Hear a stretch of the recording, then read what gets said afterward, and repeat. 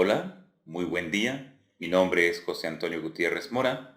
Y yo soy Andrea de la Luz. Sean bienvenidos a una nueva emisión de Fragmentos de Memorias.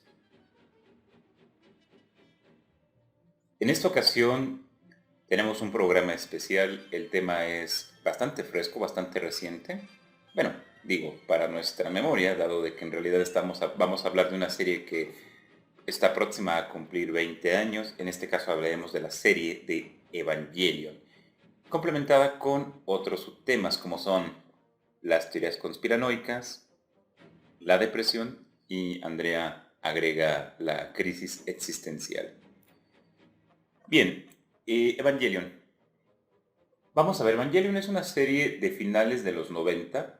Juega de hecho con esto en las fechas, nos menciona de que ocurrió una catástrofe, no natural, una catástrofe en el mundo conocida como el segundo impacto, la cual generó un cambio climático muy importante, derritió toda el agua, todo el hielo que se encontraba en lo que es la Antártida.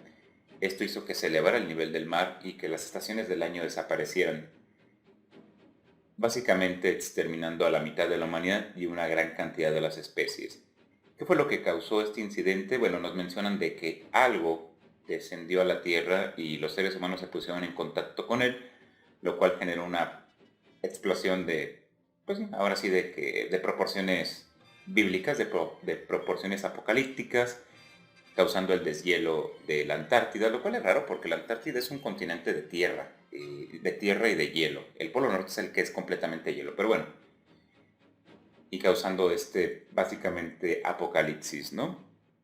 Ahora bien, la serie digamos que se encuentra dividida en tres capas, que son acerca de las cuales hablaremos. La capa más superficial, digamos que es una serie básicamente y hay muchas historias que se manejan con este hilo, es un adolescente, un puberto de 14 años, es llamado para pilotear un robot gigante y destruir monstruos, básicamente, ¿no?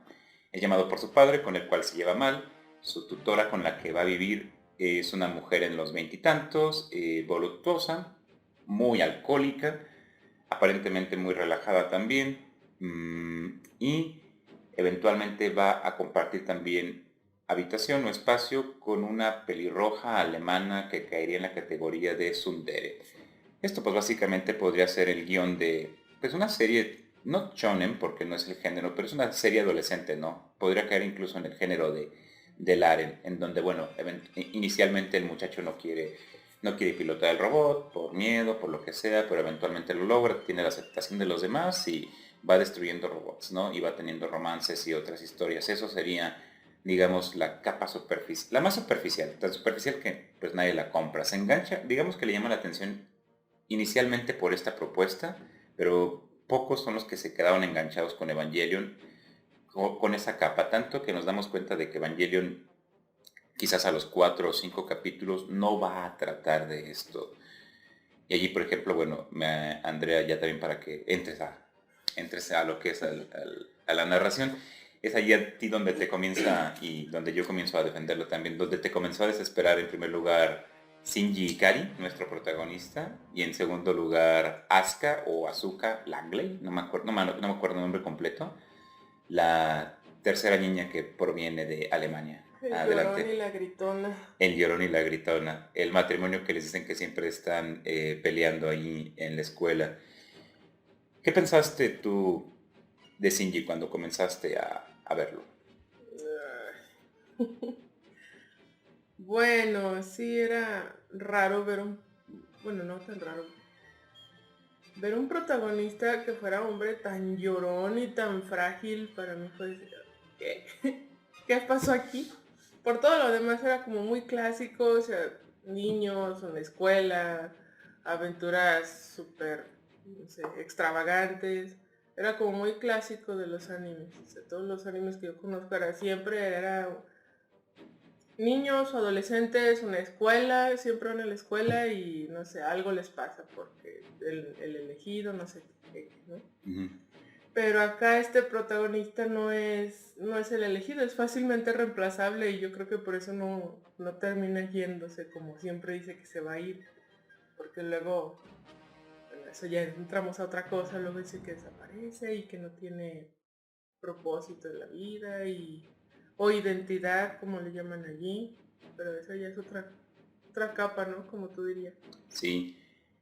Mm, bueno, advertencia, supongo. Vamos a hacer spoilers de esta serie, aunque realmente los spoilers que les hagamos no importan, porque Evangelion es una serie sumamente tramposa. Sí. Es realmente una trampa, o sea, esta es la primera capa. Esta capa vamos a deshacernos de ella pronto. La segunda capa es la interesante socialmente hablando. En la segunda capa, bueno, nos damos cuenta de que los robots que conducen no son precisamente robots, son una especie como de androides y posiblemente estén vivos o estén hechos de cosas orgánicas. Nos dicen que los enemigos a vencer son los ángeles y bueno, es un mundo posapocalíptico en donde ya no hay mucho catolicismo aparentemente, Ujú. pero de todas formas hacen muchas referencias a lo que serían las creencias, iba a decir bíblicas, no, pero son antes de judías, brahmánicas sería el término creo adecuado. Hacen mención, por ejemplo, a los Lilin, que son básicamente, los Lilin son los descendientes de Lilith, la primera mujer. Por allí aparece un ángel que nos dice que los seres humanos no somos descendientes de Adán, que los ángeles son descendientes de Adán, que los seres humanos son descendientes de Lilith. Pero bueno, eso es, digamos que Evangelion juega con mitología judio-cristiana. Ujú. Y esta es la segunda capa en donde, mira, el gobierno está planeando algo, mira qué es la instrumentalización humana, mira los rollos del mar muerto, lo sabía, hay una conspiración internacional llevada a cabo por las claves de Salomón y el judío errante, no me acuerdo, toda esta mitología que les encanta jugar con ella, explotarla en YouTube y ni se digan los libros de Dan Brown, se llama el de Código Da Vinci. Ah, no sé, pero sí, sus historias tienen mucho que ver también con conspiraciones más que nada. Digamos que esta es la segunda capa, la de la conspiración, la del misticismo, en donde en su momento también los que vimos la serie, estamos hablando de que yo cuando la vi tendría entre 15 a 16 años aproximadamente, era un adolescente, era hasta cierto punto fácil que me identificara con los personajes, guardando desde luego todas las proporciones. Esta es la capa, digamos, hasta cierto punto adolescente, por llamarla de alguna manera, ¿no? En donde quieres encontrarle todo una cuestión oculta, una cuestión de secreto, una capa de profundidad metafísica o mística que muchas veces no la tiene. Aquí voy a recomendar un libro llamado El péndulo de Foucault, que yo empecé a leer por ahí también de los veintitantos años, 21 o 22 años, que básicamente el autor es de Humberto Eco. El autor es Humberto Eco, El péndulo de Foucault, que básicamente es una desmitificación y una sátira a todo lo que son las teorías de conspiración. Nos muestra cómo se arman y cómo pueden estar fundamentadas en algo tan ridículo como una lista de compras del supermercado, bueno, del mercado. Es un excelente libro, es largo, también es bastante erudito en el sentido de que aprendes bastante acerca pues, de logias masónicas, de los rosacruces, pero también es una bofetada con un guante blanco en el cual dices, mira, todas estas cosas que tú crees que son místicas y ocultas y es una verdad que te intentan esconder porque aquellos que dominan el mundo solamente es una gran... ¿cuál es el término? Solamente es una gran paja mental. Porque, no, la verdad el mundo es bastante más mundano que eso. Pero bueno, esa es la segunda capa de Evangelion. Hay por allí los gigantes, está Eva, está Adán, hay una conspiración aparentemente y tenemos a un personaje que es el padre. Bueno, dentro de esta capa nos comenzamos a dar cuenta que los personajes no son lo que parecen en primer lugar. Y esto es algo que sí rescato bastante, por ejemplo, de Shinji. Shinji no es el típico protagonista de anime, el héroe, no es el elegido, no es el poderoso, no es un personaje vacío, es una persona insegura, con traumas, enojado con su padre porque lo abandonó, aunque esto nunca queda muy claro, buscando la aceptación de los demás, pero básicamente es una persona con una autoestima muy bajo. Ujú. Y si te pones en su lugar, pues es que realmente subir un Evangelion es una cosa espantosa porque, ok, si estás en un robot gigante que jamás has conducido y te dicen, enfréntate a esa cosa, enfréntate a una entidad que mide decenas de metros y que es capaz de destruir así ciudades básicamente con la vista. Allí a cualquiera le entraría Ay, miedo. no. Hay gente que tiene vértigo y no soporta subirse simplemente, no sé, a la montaña rusa, ¿no? Y nos damos cuenta de que los tripulantes están conectados nerviosamente a los Evangelion. Si el Eva pierde un brazo, tú sientes que pierdes el brazo. Si eres apuñalado, sientes el dolor. No te afecta, no pierdes tú el brazo directamente, pero sientes el dolor. Ujú. Que de hecho esto es algo con lo cual jugó hasta cierto punto Guillermo del Toro, ¿verdad? En Pacific Rim, en donde tenían que estar conectados neurológicamente. Es un muchacho de 14 años, las preocupaciones generalmente a la edad son otras. Combate con esto y luego descubres que los evangelios son capaces de tragarte literalmente o consumirte literalmente, en el sentido de que te disuelves en una especie de líquido. Oh, ya sé, esa parte me sorprendió, ¿no? Ya después de ver varias cosas que me recomendaste, es difícil que algo me perturbe. Mm. Pero sí dije, no, ¿qué? ¿Se hizo líquido? ¿En serio? ¿Cómo lo van a juntar o arreglar? Es raro. Varias partes de Evangelion me recuerdan experiencias con el consumo de ciertas, vamos a decirlo como son, de ciertas drogas o ciertas sustancias alucinógenas. Algunos dirán con plantas de poder, pero esto también es mitificación de algo. O sea, las plantas de poder no es otra cosa más que un medio para lograr algo. Generalmente, tú puedes consumir, por ejemplo, peyote, mescalina, hongos, LSD, a lo güey, atascarte de eso y tener un mal viaje. O consumir una cierta cantidad y ser guiado por un chamán, por un guía espiritual, por un sacerdote, como tú le quieras llamar. Siempre y cuando el chamán, este guía espiritual, sea honesto y no te intente simplemente manipular o meter su agenda o sus creencias aprovechando que estás en un estado vulnerable, ¿no? Pero realmente solamente son un medio. Por eso se recomienda respetarlas, no abusar de ellas y también es esta segunda capa de la que estamos hablando, lo conspiranoico. Muchos dicen, no, es que, bueno, el peyote es sagrado y es una forma de comunicarse con los dioses y a través de ello tendré la iluminación y el conocimiento del cosmos y del universo y me voy a fundir, voy a ser uno con la naturaleza y con mis amigos. ¿Sabes cuándo empecé a sospechar de que dije, no, es que esto ya no va a continuar con la historia, ya son como traumas del que se inventó la historia? Ujú. En el capítulo donde eligen al cuarto niño, Ajá. dije, ¿por qué también se traumó? Dije, no, no, no, no. Aquí el asunto viene con el creador de la historia, tiene algo ahí. El cuarto niño, el que su hermana quedó lesionada. Ajá. Ok. Dije, ¿por qué no por qué es tan difícil decirle a Shinji? Porque él también se traumó, ¿por qué? No, ahí dije, sí, esto es más. Personal. Sí. Sí, sí, porque en un anime cualquiera hubiera sido, ah, mira, soy el cuarto niño, excelente, pero aquí le piensan para decirle a Shinji porque no saben cómo va a reaccionar y porque varias veces en la serie abandona o considera abandonarlo todo, que es algo que también uno pasa en la vida. Bueno, yo tuve esos momentos dramáticos en donde me sentía tan mal con lo que estaba haciendo, lo que estaba logrando, que pensaba en huir de la ciudad y comenzar en un nuevo sitio, ¿no? Yo básicamente lo pensé 3 o 4 ocasiones en mi vida. Digamos que comprendo eso, ¿no? Por situaciones obviamente mucho Sí. menos dramáticas, por decirlo de alguna manera.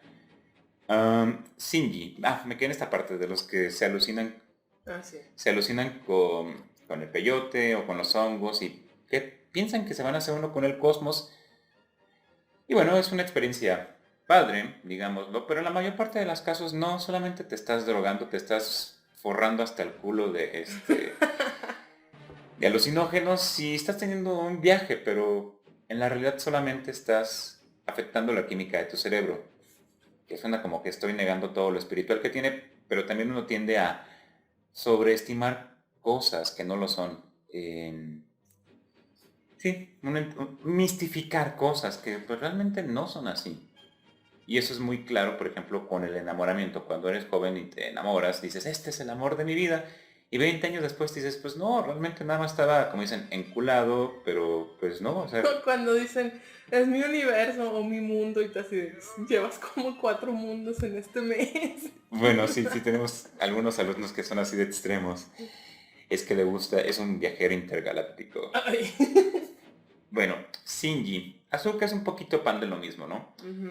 Asuka nos la presentan como la típica tsundere, la mujer que es así fuerte, de carácter explosivo, gritona, que trolea al protagonista y que en una serie convencional esperaríamos que se termine enamorando de él y que vayan cambiando las cosas. Ujú. Pero no, nos damos cuenta que Asuka, Porque o sea, sí nos hacen la trampa cuando lo besa. sí, Pero nada que ver. de hecho es el beso más desprovisto de emoción en mucho Sí. tiempo, dices qué incómodo es esto. Pero Asuka es una muñeca rota en muchas formas de expresarlo. Está rota la mujer completamente. Tenemos a Raya Ayanami, que es el fetiche de muchos, y básicamente ella es otra muñeca. Es un instrumento, es una herramienta, casi desprovista de emociones. Poco a poco va teniendo algunas, pero es un personaje, este sí es un personaje plano en cuanto a personalidad. Demasiado. Y tenemos el término es adecuado, a su creador, al teniente Ikari, que él es... Miren, a lo largo de la serie, varios personajes se desploman y se muestran frágiles emocionalmente, a excepción de Ikari, el teniente Ikari. Pero el teniente Ikari es un sociópata. El teniente Ikari le dicen, oiga, va a pasar esto. Es irrelevante, siga adelante. Sí. Es un buen militar, y sí, es un pésimo padre, pero... Pero yo creo que él no se quebra en la serie porque él ya había iniciado roto, ¿no? Por la muerte de su esposa, creo. Que dicen que ya nunca volvió a ser el mismo. que había cambiado. Solamente en el capítulo final nos lo muestran de una forma diferente, pero sí, Ikari es un sociópata. Pero bueno, porque ahí dicen que se veía desde otra perspectiva. Entonces, Otro personaje que es engañoso es la coronel o teniente, cambia de rango en algún momento de la serie, Misato. Estaba olvidando su nombre. Misato, la tutora de Shinji. La que es alcohólica, la que comienza manejando un coche deportivo, la que es voluptuosa, que le gusta estar muy alegre y esto tiene un pingüino de mascota, no puede ser. Aparentemente también dices, mira, otro personaje trampa.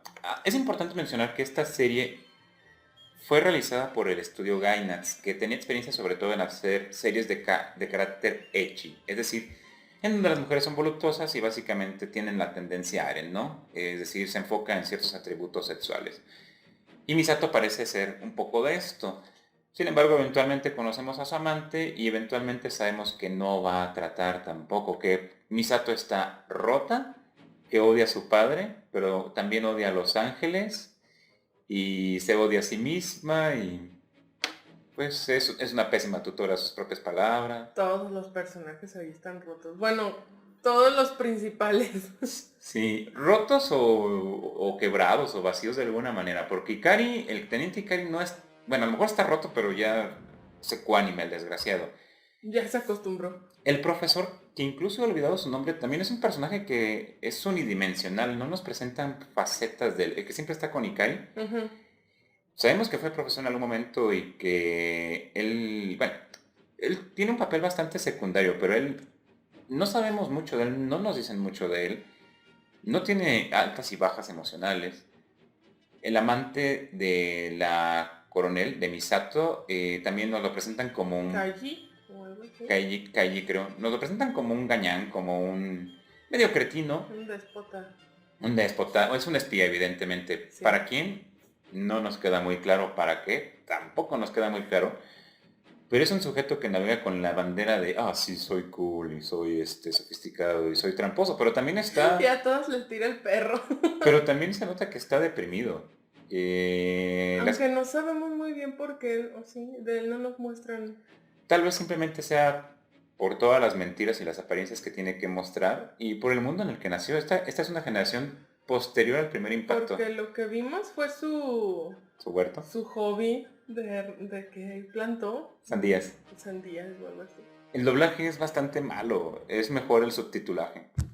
Sí, porque esta serie tenía los subtítulos, pero estaba hablada en español, y así de, porque abajo dice una cosa y ellos hablan otra. Es lo que he notado también, por ejemplo, con las películas caseras de Marvel, en donde digo, odio el doblaje de Marvel, porque dicen cosas muy diferentes y prefiero leer lo que están diciendo que escucharlos.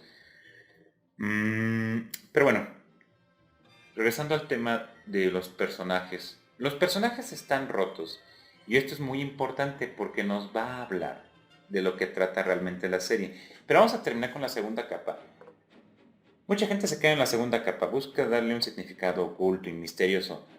Tanto, tanto, que cuando salió el final de la serie, el capítulo 25 y 26, al aire en televisión en Japón, pues la mayor parte de los espectadores no lo entendieron, se indignaron y exigieron un final de verdad. Gainax hizo caso, porque bueno, comercialmente era redituable. Aunque eso es importante, esta serie tiene muchos planos extendidos en donde vemos una persona de espaldas hablando con alguien más. Sí, ahorrando el tiempo en animación. Una flor simplemente siendo movida por el viento. O cuando está Rey y Asuka están en el elevador como 2 minutos y ninguna se mueve y te así de, ok, ya entendí, no había dinero para animación o qué. Sí, tiene planos muy contemplativos, pero como dirían, haz de tu debilidad una fortaleza. Tenían poco dinero para animar las peleas, para animar ciertos episodios. Y hay episodios en donde básicamente a veces son fotos y diálogo encima de las fotos. Bueno, a lo mejor no lo notas en una primera vista, pero en una segunda, tercera te das cuenta de que realmente tenían poco presupuesto para hacer la serie. Y de eso, esta debilidad, esta desventaja la convierten en una fortaleza. Como decía, Gainax percibió esto y sacó dos películas, dos ovas. No me acuerdo, creo que una es The End of the Evangelion. Son dos películas que básicamente siguen por la trama de Los Ángeles, siguen por la trama de la instrumentalización. Pero esto, digamos, es como un final falso. Es un fan... sí, sería un fanfiction, sería un... ¿Cuál es el término cuando te regala, cuando a los fans les regalan lo que quieren? Sería una fan... Fanservice. Es puro ¿No? fanservice, sí. Actualmente, de hecho, bueno, actualmente es un decir porque lleva varios años, pero no se ha terminado. Están haciendo películas que son un remake de Evangelion. Que básicamente es... Sí, pero básicamente se trata de esta segunda capa nuevamente, en donde viene la onda conspiranoica como los terraplanistas de, oye, ¿en serio tú crees que la Tierra es plana y que de alguna manera los gobiernos mundiales se han organizado y han logrado mantenerlo oculto para la mayoría de las personas, pero tú debido a que eres muy inteligente, Más de 6.000 millones, ¿en serio? lograste darte cuenta de ello y exponerlo y toda esta poderosa camarilla de gente así súper poderosa económicamente y socialmente hablando, no te censura cuando, como es mi caso, si yo intento subir un video que tiene 20 segundos de una canción, a los 2 minutos YouTube me lo detecta y me dice, ¿sabes qué? Tienes este problema. O sea, 2 minutos y tú subes videos y videos y videos y videos y nadie te está censurando. O sea, realmente, a ver, hay dos opciones. Realmente hay una conspiración mundial así increíble y tú y otros pocos son capaces de ver a través de la mentira sin sufrir consecuencias. O pues realmente la realidad es bastante mundana y tú le estás buscando un significado mayor a la que tiene. Porque recordemos que existió Wikileaks, ¿no? Que es una serie de archivos que un ex agente de la CIA y de la NSA reveló, en donde, bueno, básicamente de que nos enteramos, pues que Estados Unidos es un cretino que mete sus manos en todo el mundo. No nos dijo nada nuevo. Y esta persona la han estado persiguiendo, pero gracias a Internet, pues esa información se filtró, no lograron censurarla. Entonces, es poco creíble que este montaje de que realmente la Tierra es plana, pero nos intentan engañar de que la Tierra es redonda, no se haya logrado filtrar, es como poco creíble, ¿no? Es intentar buscarle 10 o 11 patas al gato. Digo, pues No no. recuerdo de quién lo escuché, pero también dicen que a lo mejor el mundo se ha vuelto tan pequeño para ellos que necesitan que algo interesante pase. Entonces, si no pasa, ellos se lo inventan, pero a mí me parece demasiado absurdo que se hayan inventado esto del terraplanismo. Y porque han hecho experimentos para probar que la Tierra es plana y ellos mismos ven que la Tierra bueno, Redonda, tiene esta forma esférica, redonda, ajá. esferoide irregular. Ujú. Y dicen, ah, no, es que nosotros nos equivocamos, por eso el experimento no nos da los resultados que queríamos, porque los hicimos mal. Así de, no, los hiciste bien y te están diciendo que estás equivocado, que la Tierra no es plana. Pero no lo entiendo. No sé si es realmente una convicción de que la Tierra es plana o es la necesidad imperiosa de que algo más pase, que salgan de esa rutina de todos los días, de que no hay nada nuevo más que descubrir, no sé. Pues es también, y lo vemos bastante en política, es aferrarte a tus creencias y no tener, y no poder aceptar que te equivocas. Lo vemos en política, hay gente que votó por cierto candidato y una vez que este es presidente, pues te das cuenta de que mucho de lo que prometió no es posible y que sigue mintiendo día tras día tras ¿Sabes día. qué es lo curioso? Que yo sí conocí unas primas que votaron por Peña, por guapo, Ajá. y ya cuando vieron lo menso que era, no, ¿cómo crees? Yo no voté por él, lo publicaste en Facebook.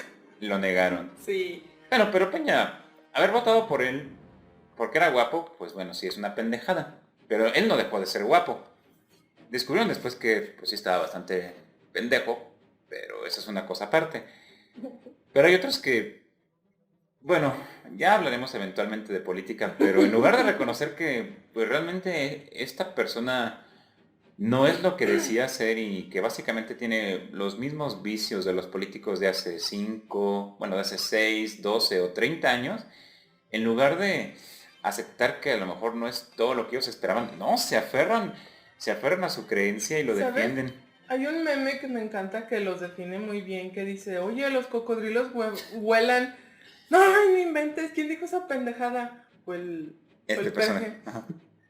Ah, bueno, es que sí vuelan, pero Pero bajito. Así bajito, de, ¿qué? casi no se nota. Ay, no. Sí, es como el traje del emperador.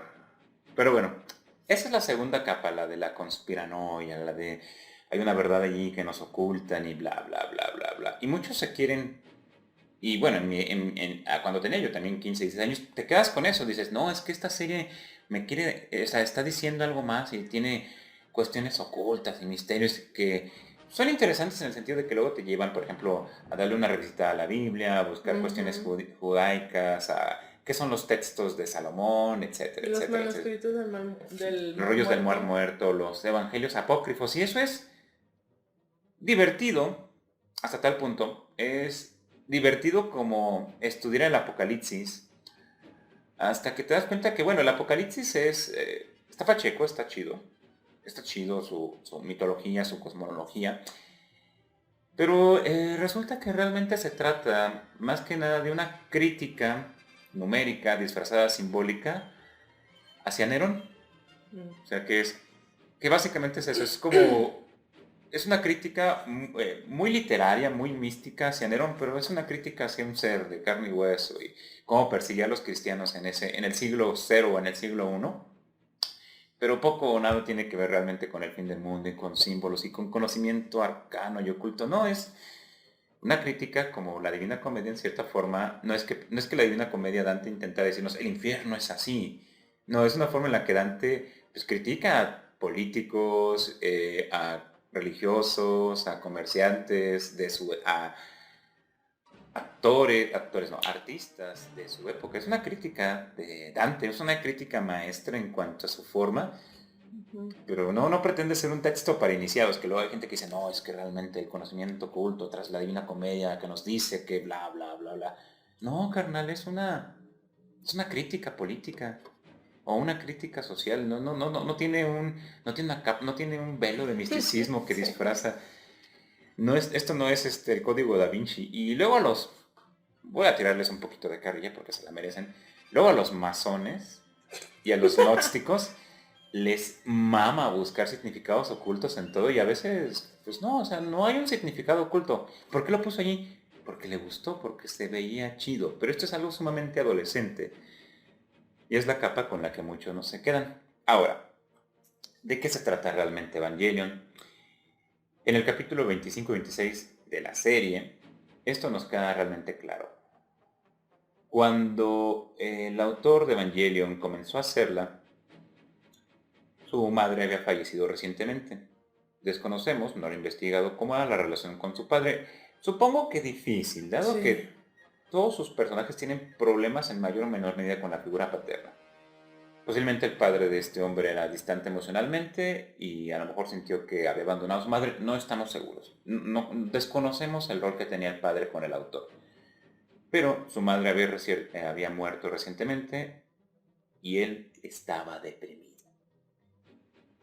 Y básicamente utilizó una serie como por un lado como una catarsis, a lo mejor como una forma de fugarse temporalmente de la realidad, pero de eso trata Evangelion, de la pérdida, la depresión, el intentar huir de tus problemas, de encerrarte en una concha, en una armadura.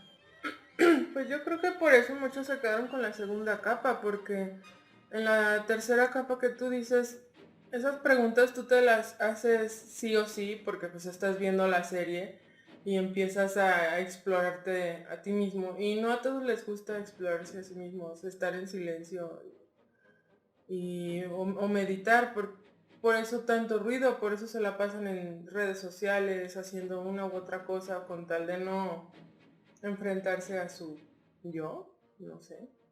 O por eso a muchos no les gusta la soledad, porque eso ocasiona que empieces a escucharte a ti mismo y muchas veces no nos gusta lo que tenemos adentro. Y es preferible estar distraído con otras cosas como la segunda capa, porque no te obliga a explorar ese lado. Por eso a lo mejor la tercera capa a nadie le gustó, o a casi nadie. Digamos que la vas comprendiendo y valorando con los años. Y es aquí donde el personaje Shinji tiene mucho sentido, en donde también uno entiende, bueno, la crítica que se le hace. Shinji no es el personaje autocomplaciente que nos va a hacer sentir poderosos y que nos va a ser el protagonista de la historia en el que todos nos van a admirar y desear. No es el típico personaje vacío de Shonen, no es este Kirito de Sword Art Online. No, Shinji nos dice, pues es que es un personaje débil, es un personaje que tiene miedo, es un personaje con inseguridades y eso pues es más cercano a la realidad. Sí. Y de eso trata la serie, finalmente. El final es Shinji aceptando su pérdida y aceptando que las cosas dependen en gran parte de su perspectiva y que el mundo, la forma en la que percibe el mundo y vive el mundo, puede ser diferente. Que él puede fugarse de la realidad pensando esta fantasía de poder de robots y ángeles y un misterio y el salvador y el elegido, Ujú. que puede fugarse por completo o puede afrontar que está triste, que él no tiene la culpa de lo que ha pasado y de que pues puede aprender e intentar superar esto, le va a costar trabajo, que no está solo realmente, Ujú. que necesitamos a los demás y que puedes encerrarte en tu burbuja y no convivir con nadie para no sentir dolor, pero eso también hace que te pierdas, hace que te alien, bueno, que te aliene, alienación, hay un término, alienación, pero también es, y lo utilizan mucho en el comunismo. Bueno, olvidé el término. No Eh, es enajenación. que te enajenes, hace que te enajenes. Y termina de esta manera, bueno, les voy a decir al final porque realmente de todas formas es una serie trampa. Por eso al final le aplauden sus amigos, le aplauden sus padres. Y de hecho es raro que le digan felicidades hijo y ves a su papá y a su mamá y dices, espérame, Sí. ¿que no su mamá está muerta y que no su padre es un cretino? Sí, pero es que son seres humanos con muchos defectos, pero que estamos interconectados, ¿no? Entonces dices, bueno, dices, de eso trata la serie, o sea, ¿qué onda con Ikari? ¿Por qué es como es? ¿Qué onda con su mamá? ¿Por qué es como es? O sea, ¿qué es lo que ella ve en él que lo quiere cuando todo el mundo piensa que pues, es un patán? Pero esencialmente es la tercera capa. Habla acerca de la pérdida, la depresión, Pues sí hacen mucha mención a la soledad. la soledad, sobre todo en la sociedad como la japonesa. Y sí. Entonces, Que es algo que he visto por ejemplo, en El Bobo del Ángel o el huevo esta del ángel, otra, Ghost in the Ghost in the Shell. Shell. Todas, eso es lo que yo te decía, todas esas cuestiones existenciales, ya es como algo que tienen en común ya.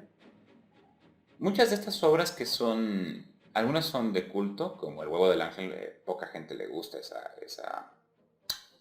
esa ova. A mí me pareció larguísima la primera vez que la vi. Y luego cuando la vi con mi mamá dije, no, y dura muy poquito. Dura 40 minutos. Sí. Estas series más de carácter contemplativas, por eso tienen tanto éxito y tanta permanencia a través del tiempo. Porque se preguntan cosas que son constantes en nuestra vida, por eso son más duraderas en nuestra memoria, por ejemplo, que por ejemplo la película de Endgame, que es como unas palomitas, son ricas, pero las vamos a olvidar pronto, ¿me explico? Sí. Sí, Que mucha... dicen ahí que se va a convertir en en la película que ganó más dinero, pero más sobrevalorada. Bueno, es normal que tenga tanto hype y mucha gente dice que les gustó más Infinity War, pero es eso, o sea, realmente Endgame no nos dice nada nuevo y conecta muy poco con aspectos íntimos de las personas, o sea, bueno, sí, el sacrificio. Endgame tiene también capas. Una capa es el sacrificio y el, digamos, reconciliarte con tus errores o los pecados del pasado, ¿no? Que básicamente es Tony Stark viajando al pasado para hablar con su padre y comprenderlo mejor, poder tener un cierre con él. Y lo mismo con el Capitán América en una forma bastante más ligera, ¿no? Pero en general son acción y golpes y chistes. Endgame también tiene sus capas, pero no tiene capas tan... Bueno, sí, sí tiene esa, pero se olvida rápidamente. Y bueno, Evangelion es una serie que tiene 20 años y la gente la sigue viendo y la sigue pidiendo, ¿no? Y ni se diga Ghost in the Shell, que igual con las adaptaciones que se han hecho al cine en Hollywood, no logra captar la esencia del original porque se queda con las capas superficiales y no entiende, por ejemplo, que Evangelion se trata acerca de la depresión y la pérdida de los seres queridos y la soledad en una sociedad como la japonesa tan hipertecnificada, pero donde hay estas situaciones de dificultad para relacionarse con los otros. De hecho, incluso Evangelion comienza con... Evangelion te la avienta a la cara al inicio, cuando dicen que Shinji Ikari padece del síndrome del erizo, de que cuando más intentas Ah, acercarte a sí. alguien, lo lastimas. Nos lo avienta a la cara, nos lo dice, pero la mayor parte de la gente no lo pelea y dicen, ¿qué? ¿Quedan los erizos? Pero se queda con el robot, se queda con las chicas en estos trajes ajustados que son los plot suites, se queda con los ángeles, con sus diseños tan peculiares, etcétera. Se queda con la cuestión conspiranoica. Y es como las etapas de la vida. La acción que atrae a los niños, que es lo que nos lleva de vuelta, por ejemplo, a ver cosas como Dragon Ball. La, los, Sailor mis- Moon. los misterios, lo oculto, la conspiranoia del adolescente, que es lo que nos hace ver, por ejemplo, los expedientes secretos X.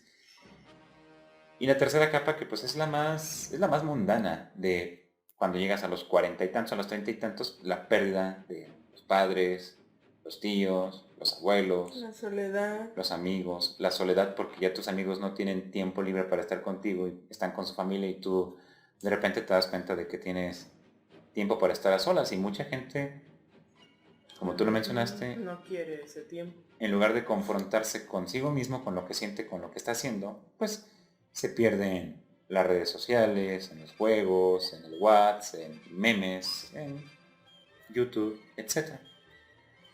Y es eso. Y Evangelion tiene un ritmo completamente opuesto a lo que estamos acostumbrados de acción, acción, acción y golpe, y golpe, y golpe, porque dura a veces 2 minutos con dos personas descendiendo por un ascensor, diciendo poco y haciendo menos. O haciendo nada, ni hablando, ni moviéndose. Y tú sí, ok. Bien. He dicho básicamente todo lo que yo quería decir. Andrea, ¿tú algo que quieras mencionar? Me dieron ganas de ponérselo a mis alumnos, pero no sé si le van a entender, ¿sabes? Y son 26 capítulos de 20 minutos, estamos hablando que dividido entre 3, 24 son 8 horas. Si para verlas todas tendrían que dedicarle entre 8 a 9 horas, es bastante extendido. No pueden ni con un video de YouTube de 10 minutos. Sí, el índice de atención es bajo. Pero bueno, a lo mejor dos o tres le logran cachar. Posiblemente un 30% se queda en la primera capa, un 65% en la segunda capa y solamente un 5% como que cache la tercera capa. Tengo Pero, idea de quiénes serían esos alumnos, pero bueno, ya veremos. quién sabe, luego nos pueden dar sorpresas. ¿Te acuerdas que Braulio conocía a Vashti Stampede, el huracán humano? Sí. Ay, algún día tenemos que hablar también de Trigon. Oh, sí. Tun, tururún. Pero bueno, comentarios finales. ¿Comentarios finales? No. No, porque no es la primera vez que me hago esas preguntas o que una serie me causa eso de volverme a ver. Entonces, no, realmente ahorita no tengo ningún comentario más acerca de la serie, excepto ese de que es normal que a la gente no le guste el final porque pues es cuestionarse a ellos mismos qué están haciendo, qué son, a dónde van, cuál es su propósito en la vida, si les gusta o no les gusta estar solos, cosas así. Entonces sí, ya he pasado por eso. ¿Te gustó Evangelion? Sí. Mm, Curiosamente, a mí no me gustó la primera capa, era así de, oiga, por favor. bueno, ya eventualmente veremos Sailor Moon y sea mucho en la primera capa. Sí. Pero hemos visto bastante de eso, entonces a veces necesitamos algo diferente. Bien, recordemos los clásicos mensajes. Panini, patrocínanos. Soy fiel seguidor tuyo en Twitter. Pues de acuerdo, vamos a cerrar el programa. Mi nombre es José Antonio Gutiérrez Mora. Y yo soy Andrea de la Luz. Que tengan un excelente día y mejores por venir. Y recuerden, ustedes no están solos. Hasta pronto.